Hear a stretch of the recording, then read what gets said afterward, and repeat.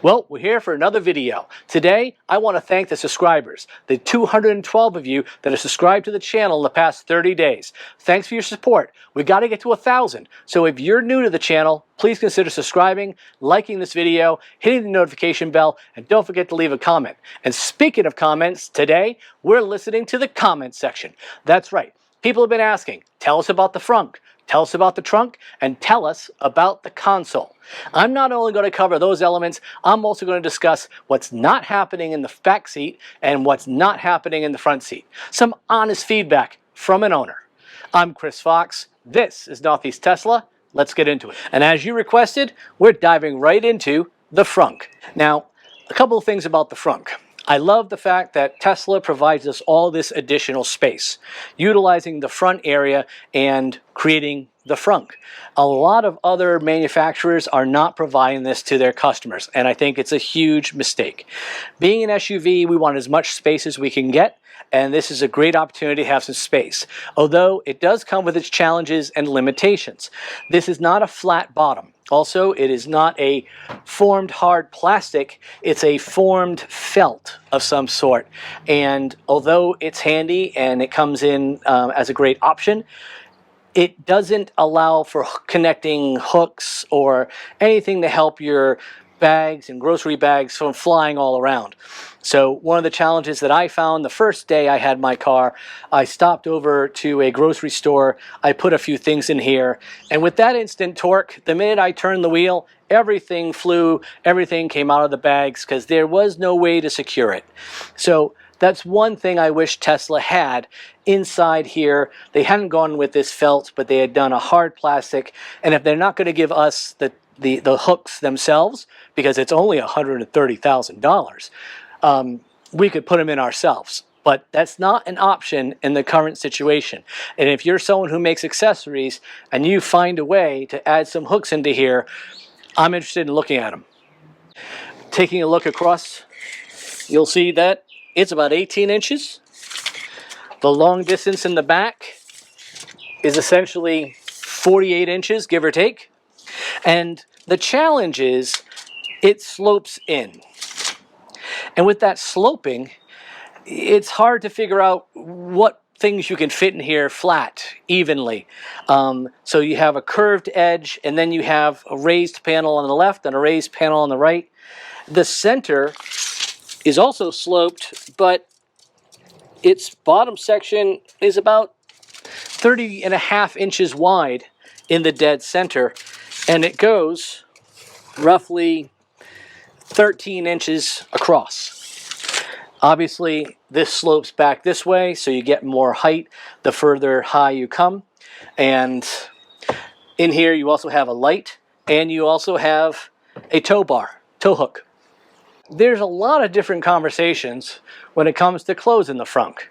The way I was explained to do it was simply bring the Frunk down, get that first clunk, and then hear that click, and that second click. The two hands, all that, it's one way of getting to the same place, but the advisor Hal that I worked with, that was his recommendation, and it works for me. Now we're in the back seat, and I have to tell you, as much as I love this Model X, I am not a fan of the back seat. And I can tell you right now, whoever the engineer who was in charge of this part of the car does not have children. There is no storage here. That's just a solid plastic piece. Opportunity lost. There's no armrest here, but there is in the Model S. And I think there is in the Model Y. Correct me if I'm wrong in the comment section. It's a great wide open expanse, but there's nowhere to put anything. You can't put it in the door because it rises up. You can't put it here because nothing exists. And you certainly can't stash something in the armrest because they were too cheap to give you one. I mean, this is a $130,000 car, and yet I don't get it. If I remember correctly, the Model S back seat has an armrest with drink holders. There's your drink holders, and my 50-year-old's going to break this within a year. And if I'm correct, and correct me if I'm wrong in the comments, the Model Y has an armrest. But for some reason, the top tier Fabergé egg, the top battery electric vehicle SUV in the market, the 5-seat configuration is a barren wasteland when it comes to storage. Let me show you what I've had to do to fix Tesla's problem. This right here is my solution to the problem that Tesla has caused me. Tesla was too cheap to put in any storage behind the seats and too cheap to put in an armrest. Now, I don't have an armrest, and I'm not paying $200 for an attachment to go here. But these I found online. I'll link in the description.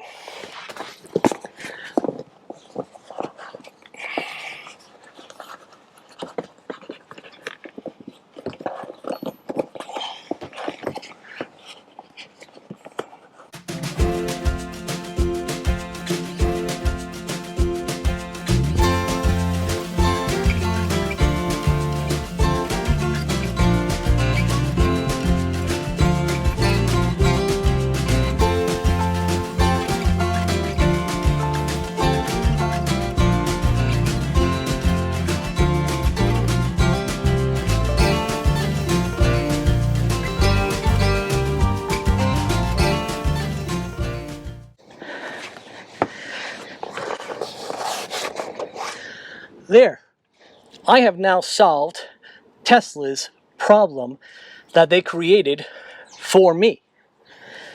Fixed. So now that we've got this one installed as well, and we're providing our passengers some actual storage that they need, well, it's time to figure out what else can we put back here that will add value in storage. That's where this comes in. This is from Toplift. It's technically for the Model Y. I got this on Amazon, and I will share the link in the description. But I got a pair of binoculars, my son's sunglasses, a bunch of his cables, and a power adapter for the 12-volt adapter in the back. And it fits under the driver back passenger seat nicely. So here I am in the trunk. We have a lower section, which is what everyone has, and we have an upper section. This upper section, this is where if you had a 6-seat or a 7-seat configuration, this is where your third row would be. But for me, it's all storage.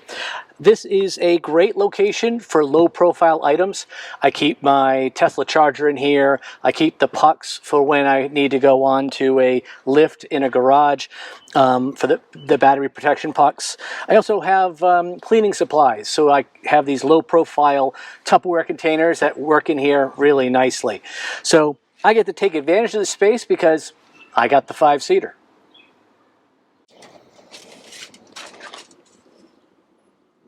"39 inches, about 14 inches,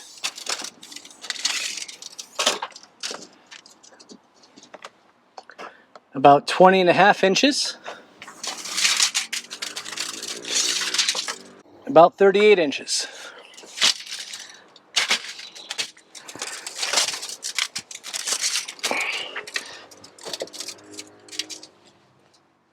About 8 inches.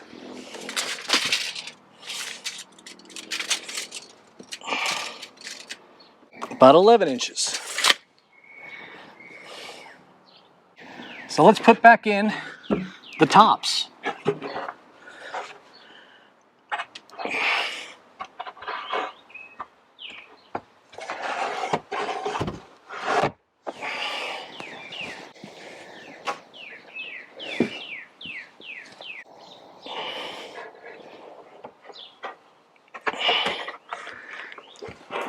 So this can sit up here. It can drop down into here and stay in that position.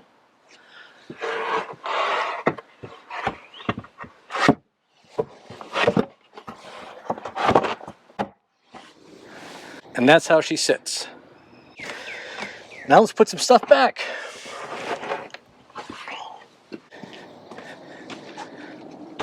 Here are my Tesla charger. That's right, I'm one of the lucky people who actually got one. Here are the pucks for putting the Model X up onto a garage hoist. Here's something I think every vehicle should have. A first aid survival kit. Here's a great handy dandy tool. With that giant windshield, you need to get it clean. Every vehicle needs a little vacuum.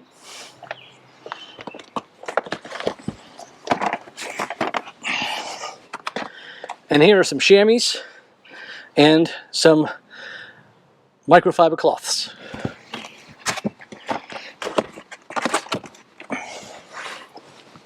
And lastly, I have a 6x8 tarp.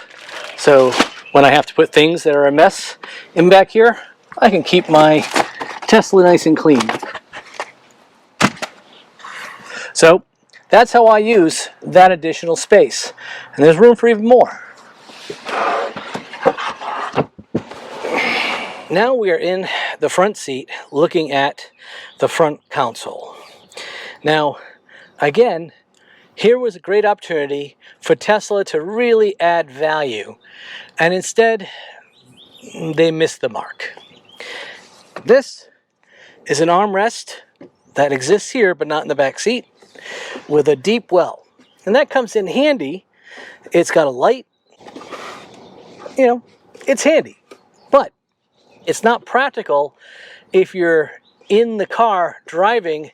You can't reach all the way down in here. So an enterprising person has created this insert that really should have come from Tesla. This insert, it fits perfectly. It holds change. It has a little hole so you get some illumination from the light below. And it's the perfect depth. And you can still hide stuff below, but this is for getting access to your wallet, getting access to change, a myriad of things where you need quick and easy access and not rummaging down below in that deep cavern.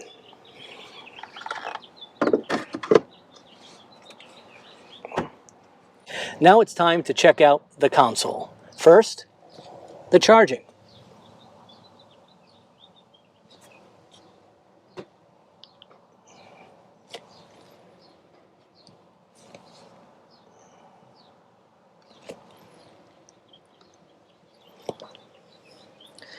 Now, this section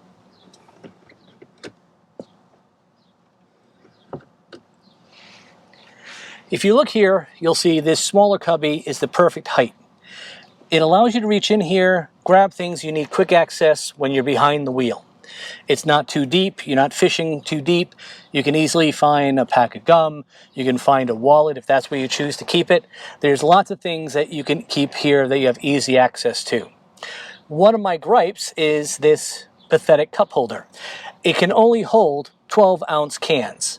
So if you have anything larger like a water bottle or, any other kind of beverage that isn't a 12-ounce thin cylinder, you're not fitting it in here.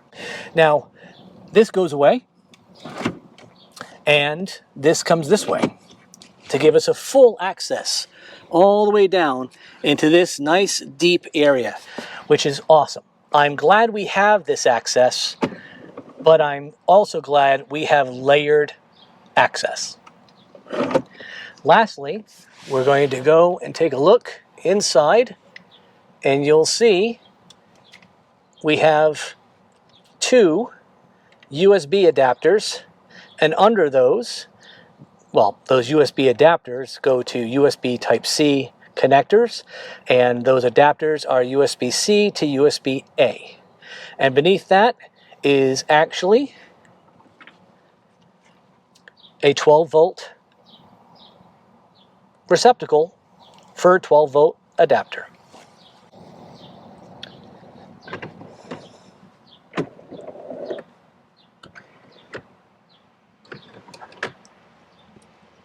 And that's a wrap on the front console. So to summarize this video, let me just say I want to thank you for watching the entire video, and second, we listened to the comment section.